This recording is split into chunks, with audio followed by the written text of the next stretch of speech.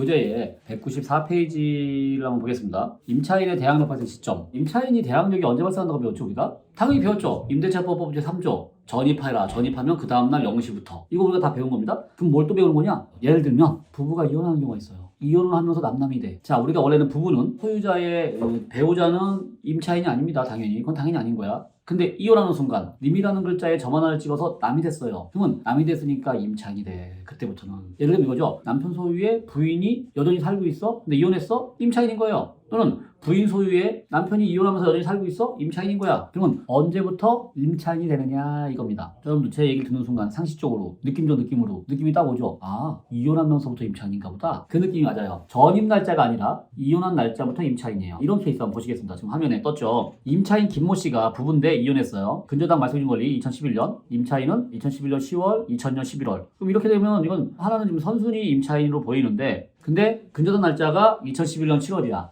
근데 이혼한 날짜가 2012년이네? 이거예요. 그러니까 전입은 되게 빨리 해서 왜? 부부로 살고 있었으니까. 부부로 살고 있다가 근저당이 들어와요. 그러고 나서 뒤늦게 이혼을 했어. 정확한 날짜는 1월 19일이죠? 그러면 실제 대항력 발생일은 당연히 1월 19일 다음날 1월 20일 0시일 거 아닙니까? 그래서 이런 경우는 전 소유자는 이혼을 하면서 남남이 됐고 그때부터 대항력이 발생한다. 결국은 근저당보다 늦으니까 후순위다. 그러니까 이 사건의 경우는요.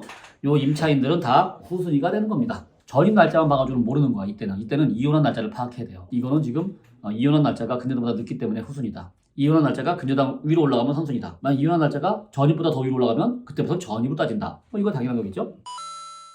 그다음에 또 이런 경우도 있습니다. 전 소유자가 임차인인 경우 있어요. 팔고 보통 이사 나가잖아요. 근데 팔고 그대로 사는 케이스야. 전세 계약하면서. 예를 들면 집을 5억에 팔았어요. 5억에 팔면서 내가 2억에 전세를 살고 싶어요. 해가지고 3억만 받고 그런 경우 있습니다. 잔금의 일부만 받고 나머지 일부 잔금은 전세로 돌려. 그러면서 그 집에 계속 살아. 그러면 전 소유자는 도대체 언제부터 임차인인 거냐? 보통 이런 케이스가요. 전 소유자다 보니까 전입이 빨라. 지금 이 케이스 보세요. 전 소유자 이모씨입니다. 전입 날짜가 2000년이야. 2000년 8월. 근저당은 2003년 4월 29일. 딱 보기에 선순위잖아요. 하지만 전입 날짜로 보는 게 아니다. 라는 얘기입니다. 그럼 뭘 보겠습니까? 소유권을 넘긴 날짜를 봐야 돼요. 도대체 이 집을 언제 팔았느냐. 그러니까 소유권을 넘기기 전까지는 내 집이었지만 소유권을 넘긴 다음부터는 남의 집인 거잖아요. 전입은 2000년도 8월인데 소유권을 넘긴 날짜는 2003년입니다. 그러면 이 임차인은 2003년부터 임차인이야. 날짜를 봤더니 소유권 넘긴 날은 2003년 4월 29일입니다. 그리고 그 날짜에 또 근저당이 들어왔네요. 보통 왜 내가 집을 팔 때 새로운 소유자가 대출을 받잖아요. 소유권 넘기는 날, 소유권 넘기면서 근저당이 같이 들어가죠. 잔금과 동시에 대출을 받은 케이스예요.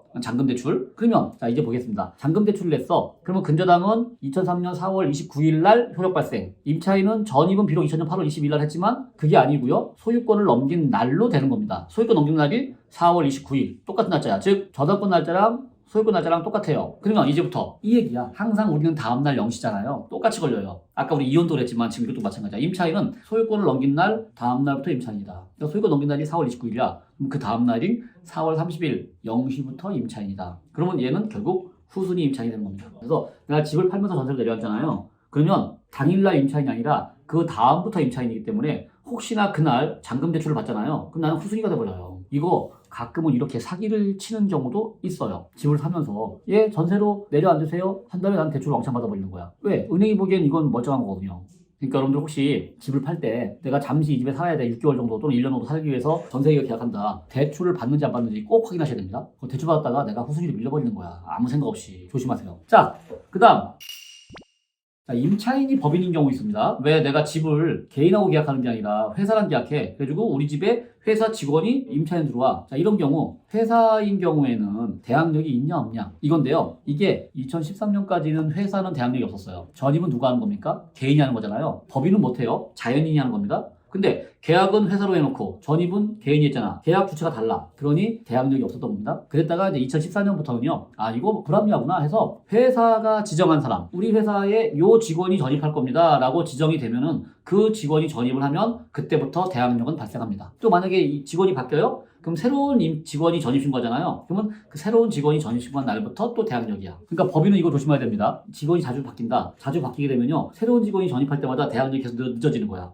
그러니까 한 사람으로 계속 유지하세요. 가능하면. 자, 근데 제가 여기 표에 보면 LH공사는 둘 다 된다고 했잖아요. LH공사는 이게 뭐냐면요. LH공사에 직원이 들어가는 게 아니라 LH공사가 보증하는 임차인이 들어가는 케이스야. 즉 LH공사가 대출을 해주는 케이스 있어요. 저도 왜 세를 타보면 그 LH 임차인인 경우 많거든요. 보통 전세금의 거의 100%가 나와요. 차상위 계층이나 이런 분들한테 나가는 복지제도 중에 하나입니다. 그래서 LH공사가 보증하는 임차인은요. LH공사로 계약을 해요, 보통. 그리고는 그 LH공사가 대출해준 그 임차인이 전입을 해요. 예, 그거는 그냥 무조건 인정입니다. 그냥 일종의 대출의 개념이다 라고 보시면 됩니다.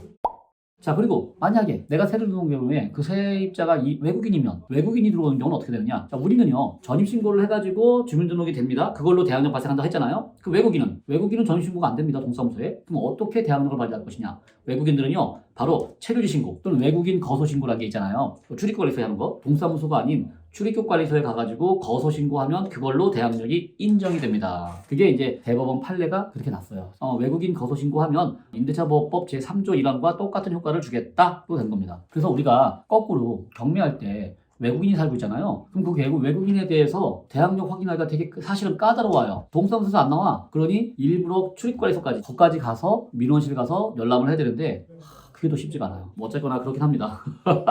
그래서 혹시나 외국인들이 많이 사시는 곳에 있는 경매하시는 분들은 이거 좀 찾는 거, 대항력 찾는 게 좀 애매할 겁니다. 꼭 출입관리소를 가보셔야 돼요.